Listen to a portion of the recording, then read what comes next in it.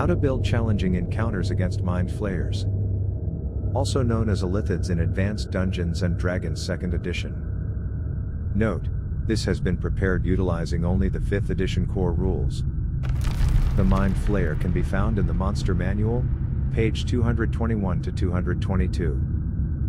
For convenience, and to avoid confusion, I will be using the term Illithid as the race name wherever possible. While there are general similarities between the appearance of the humanoid races, tall, slender beings with legs, arms and a head. Even if they tend to wear clothing, few would mistake an Illithid for any form of humanoid. The differences far outweigh the similarities. The sickly purple-gray pallor of their skin, the three-fingered hand and the four tentacle-like protuberances that snake from their heads, as if some primitive octopi was consuming them headfirst, are a sight that once seen will never be forgotten. The origin of the Illithid has either never been known, or is now long forgotten. What is known is that the Illithids are not a native species to any known worlds. This species is utterly alien, and are travelers from other dimensions and unknown world. Ultimately, their world of origin is unimportant. They have spread far and wide, and are now the scourge of sentient species everywhere. These creatures have mental powers that seem to fall outside the scope of the worlds they visit, being neither arcane, divine or physical. Using these abilities has allowed them to dominate and enslave species after species. Illithid are insidious masterminds that have enslaved and harvested unknown numbers of races. It is possible that their harvest has eliminated some of them. Races known to have been previously enslaved by the Illithid include the Duergar, the Gith, the Grimlock and the Quotoa. Each of these races claims to have risen and thrown off the yoke of Illithid slavery, while the Illithid claim that they released these races once their minds had grown too bland, stating that the flavor would be improved by a few eons of cultivation in the wild. They will be reclaimed, eventually. While it is true that the former slave races of the Illithids are free as a race, there are members of these races still under Illithid control. It is likely that these mind-controlled slaves will be encountered with their former master race. Additionally, there have been reported incidents where the Illithid have used ogres, quaggoths and troglodytes minions. In short, encountering the Illithid is quite likely to be an encounter with a polyglot of controlled creatures. This could include an intellect devourer, which is either a guardian, an experiment or a pet. It is rare, but not unheard of, to encounter a singular Illithid. Those Illithid that have chosen to separate themselves for a time, always do so for a purpose. Every enclave, settlement or city of the Illithid has a hive mind. While this is sometimes a simple strength and rapport between the individuals of the enclave, this can also indicate the presence of an elder brain. An elder brain is a massive being that, to most humanoids, looks like a massive brain floating in a briny solution. The elder brain can communicate with all the members of the enclave at once, and will attempt to coordinate their activities for both maximum efficiency and security. Every Illithid innate power of levitation makes the use of stairs or ramps unnecessary. Thus an enclave will be multi-level and difficult to navigate for those who lack some means of traversing the three-dimensional nature of the architecture.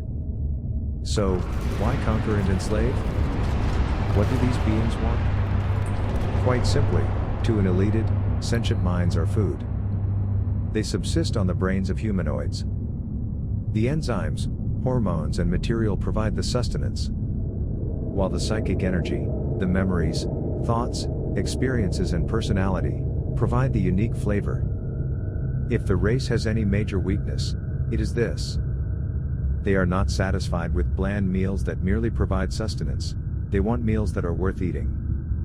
It is this drive that has caused them to release, or allow to escape, previously harvested races, to make them once again food fit for the table.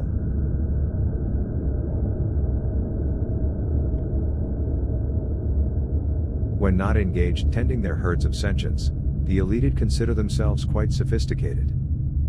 They collect art, and study the sciences of the worlds in which they live. They collect and study magical lore captured from subjugated individuals and races. There is a rumor of Illithid that have learned to supplement their powerful mental energies with magic. If true, these Illithid arcanists would be exceptionally dangerous. Elitid reside in the Underdark, and are usually met there. They have been known to contact, and even ally themselves, with other Underdark communities when it suits them. Such alliances are always temporary at best, though the other parties might think them long-term. Additionally, Elitid have been encountered when they have plane shifted to another plane of existence. They have been known to visit slave auctions of the fabled city of Brass, on the elemental plane of fire. The Freedi are considered a valuable source for special slaves and rare meals.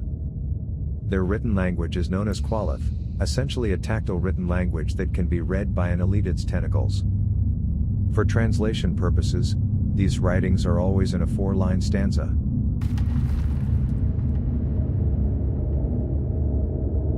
Step 1. Determine the probable strategy.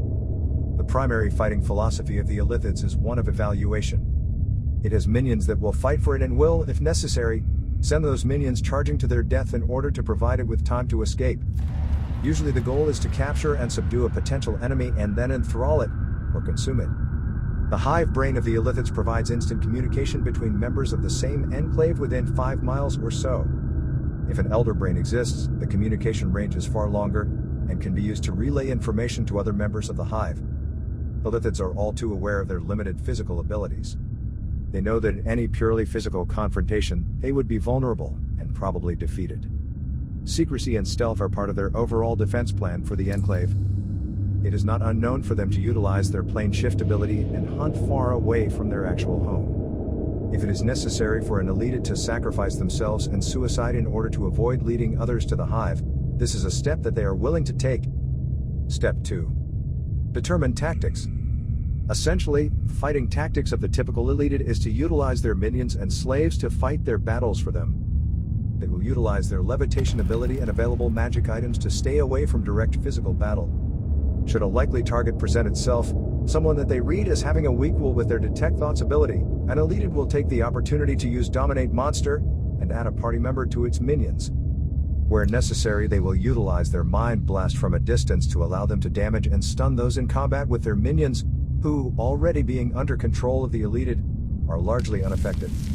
Because this ability must recharge, the Elithids always do their best to utilize it to maximum effect.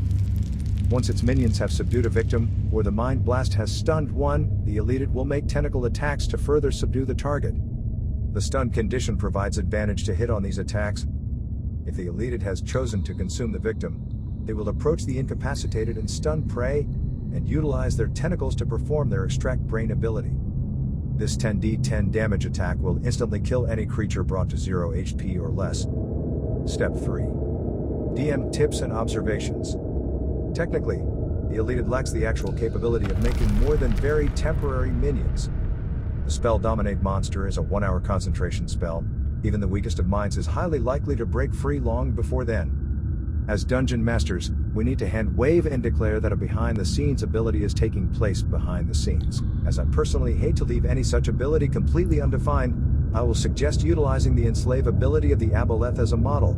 See the Monster Manual page 1314. You could limit the ability by making this something only a hive mind or an elder brain could do. Thanks for listening. If you enjoyed this video, please subscribe and give Angry Golem a like. See you soon.